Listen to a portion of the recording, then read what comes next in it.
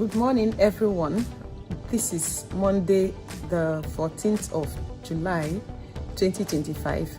We closed school on Friday, yes.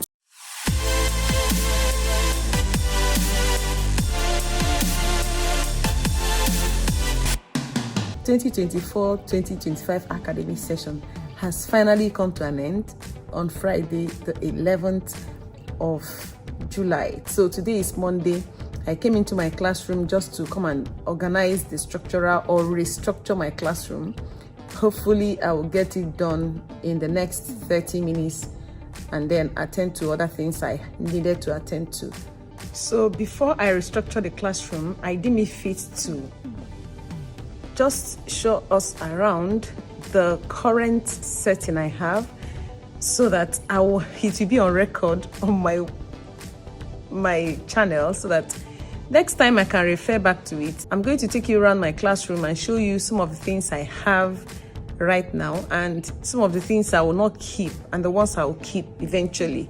So that's just what I want to do today, so that you will see how my classroom right now is, so that when I finish restructuring the classroom, you'll be able to see my classroom for 2025-2026 academic session, guys.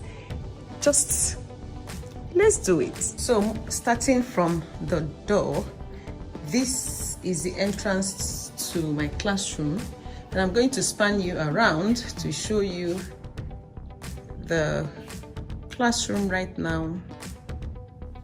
My rugs have been taken away, and then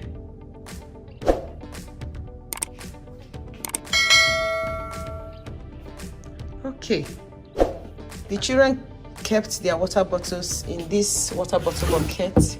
Sorry about this mess, they will clean it. So this water bottle bucket has been here. It helps to house their water bottle, because if I get them to keep it on this table, they will get it wet and it spoils the table. Below it is the basket housing all their home learning bags, their spelling bags, all their bags, library bags, and what have you. So this is where we store all those bags. Luckily, I have other bags. Some of them are transparent and some of them are just like this. Above it is the math wall, where I display all the math resources, the things that they made. On top of it, I keep some of the math stuff that they made as well. Last year, they made a lot of 3D shapes and 2D shapes. They were when we are doing our geometry unit. Then the shelf below it is where they keep their snacks, guys. I don't get the children to keep their snacks outside. I get them to keep it in the classroom. So everything happening will be in the classroom, so that nobody goes out to do certain things I don't understand. So here we have a shelf that houses all our books, the school books, the ones that they use every day. So here we house all of those books. Moving on, I have a table where maybe a volunteer comes around and wants to support. This is where the volunteer sits. Then above it is the news board. This is where we keep the news about Nigeria and some other events that are happening around Nigeria and some of the current affairs. This will help us in our social studies, as they call it in public schools. They will learn some of these things here because the information, they are all here. Some of them are not here though. We usually have some of those information brought in during our IPC. Below it is the creative writing table, where we have our creative writing and then some of the creative writing displays on the wall here. Above is our writing display wall. This is where we display all our creative writing. By the side, I have a shelf housing some of my folders and arts and crafts stuff. I usually keep them here because they are very close to, the creative writing table. So sometimes if they need to make a craft that is related to writing, they can also have it here. On this corner is a shelf housing the curriculum books and some of the things I have in the folders, the folders I use to reserve or to plan my lessons Here I have the folder for grammar, for English plan, which is the comprehension bit, and phonics and spelling. Then I have for math and IPC down. So these ones are the units, math units, and then the last one are the resources I used when I was teaching in year 1 and 2. Some of them I still refer to. Then here I have my creative writing folder and some other folders. In the middle I have some books, curriculum books. I cover them because, you know. So here is my spelling wall. Disregard the mess, I will tidy it up. This corner I have the reading is a reading area. The mat that's supposed to be here has been removed for them to wash. You know, this is summer, so they will get it washed, clean it and get it ready. So I have my book racks that houses some of our IPC books or maybe curriculum books that we are reading. Some of the curriculum books are these ones here. Okay, when we are reading Storm, that's the first fiction book we'll read.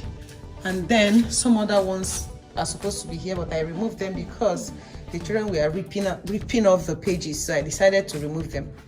So I also have some of the question words, then the different reading guide and some quotes.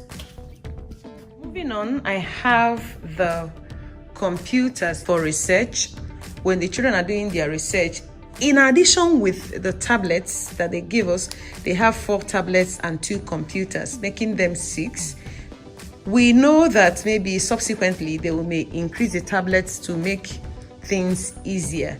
The reason why we have these computers is in case of maybe there's a network glitch, the children can easily, with the tablet the children can easily come here. Or sometimes they can also use this like to play games, so you can equally use it as an incentive for the class behavior management, you know.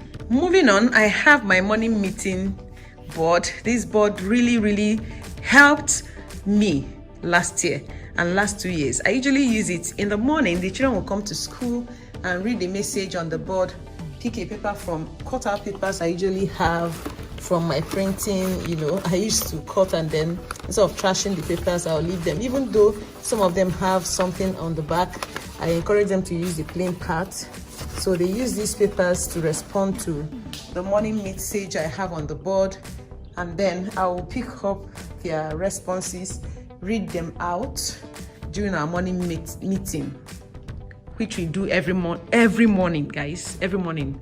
So here I have my English wall. These are the books we read last academic year. I didn't update this. There are some books that are not here, they are missing. The last one we did is our live units. I've removed the displays though, some of the things that are supposed to be here.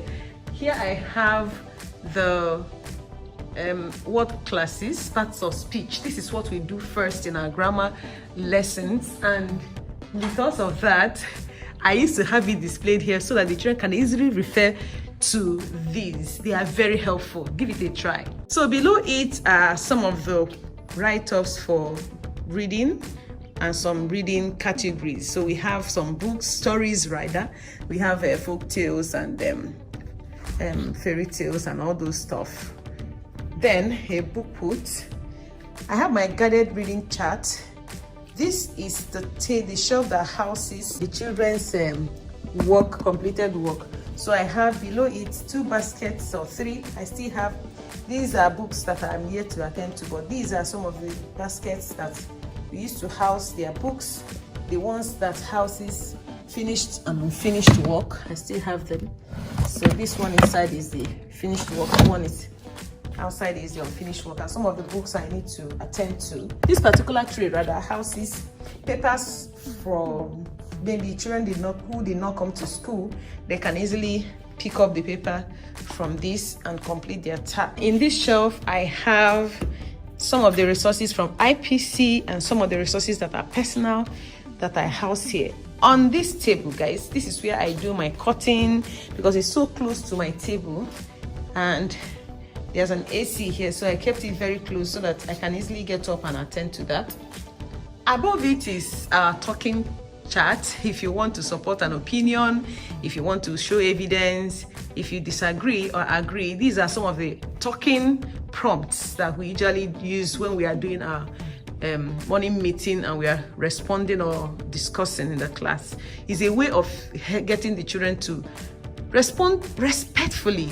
Okay, here I have my phonics wall and spelling. I have the short vowel sound. I usually have this because it's a guide to the children to just look at the short vowel sounds and the stories associated with them and what have you.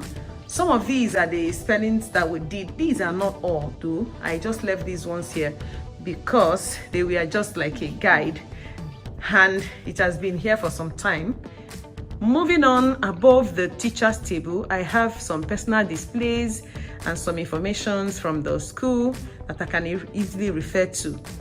Here I have the curriculum books and some of the resources I easily grab when I'm teaching or planning my lessons.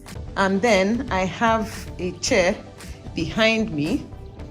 On this shelf, this houses all the math resources, so the children can easily pull 3D shapes. These ones have both cards and stuff of the 3D shapes displays, and then I label them according to the content. The clock, this big one is mine and the small one is inside. The small ones rather are all here for the children to use. I also have a table where I put my document camera and then I sit here to model whatever I want the children to do. And here I have samples of papers and easily grab some of the texts that we use. So whenever I want to model anything, sorry, is a whole lot. In fact, I need to sort through and then leave the ones I need to leave. So here I have the table, and then there's a little shelf here that came with me from my former class, and then I kept it here because it houses some things. Here is my IWB, my interactive whiteboard. Below it is a quote: work hard, play safe, and be kind. I just made this off of Canva. If you want it, just do me a little email and I'm going to be sending it across to you. Here I have the behaviors that we encourage the children to exhibit. Here is my board. Above is the voice level. I haven't uploaded this on my shop, so if you need it, do me a little email, I will send to you. Above is the birthday. I don't want to show you the pictures of the children. I have what we have for today, then the calendar and other behavior management items displayed on the wall. On this shelf, guys, I have the texts, the textbooks, the resources I use. Above it is the projects that the children made from IPC. Some of these projects are really damaged. I don't know why, but it is what it is. On my blind, I have some of the science words and their meaning that they refer to when we are doing science. So by the side, I have my IPC wall. This IPC houses a whole lot of stuff, like all the things that we are using, the unit that we are talking about currently, or we just finished talking about, right? And how IPC is being taught. It starts with the first item, which is the entry point, and ends with the exit point, while the learner is in the middle. So we have this permanently on the wall because it's like a pointer to what we are expected to do with all the units that we are actually teaching. So I have the learning journey. The learning journey talks about the subjects that we do. It all starts from the beginning. The journey starts here with the entry point, knowledge averse, explaining the theme, and so on. As the feet is going, it goes up until the landing pad and exit point. That's just the IPC learning journey wall. Below this is the world map. This set that just left really ripped this whole thing. In fact, they messed it up, but it is what it is. I'm going to work on it. Here I have the KSU that we use here in school, and also have some quotes, you know, teacher life. This is it. It is what it is, really, because some of the quotes disappeared. I don't know where they are. I have a table here that has my globe. This is one of the globe that the children refer to. It's even upside down. So it is what it is. We'll just manage it until, you know, they've already spoiled it. I need to change this. So on this shelf, here is another shelf that is by the side. On this of the IPC wall, on this shelf, I display all the IPC books. For example, if the book pack has maybe some of the books about the current IPC unit that we are actually looking at, like they made a difference. You have some books referring to people who have made a difference. You know, it's not about being famous, but making a difference. So the children will read those books at leisure. Some children enjoyed all of those books, and some children didn't even get to finish up to half. Here I have the dictionaries, my whisper phones. I talked about how I made this in one of the videos I made when I was in year 2, and then what it is used for. Then I have some thesauruses here. I will need to add more to this. When we are looking at powerful verbs, the children are actually going to be using these thesauruses, and then, you know, it's not enough. I'll get more. So that's what it is, guys.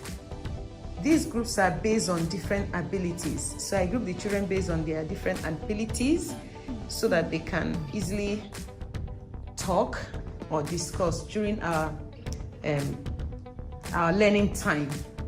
Okay guys, that's it for today. Right now I'm going to take out some time to rearrange the classroom again, getting it ready for 2025-2026 academic session.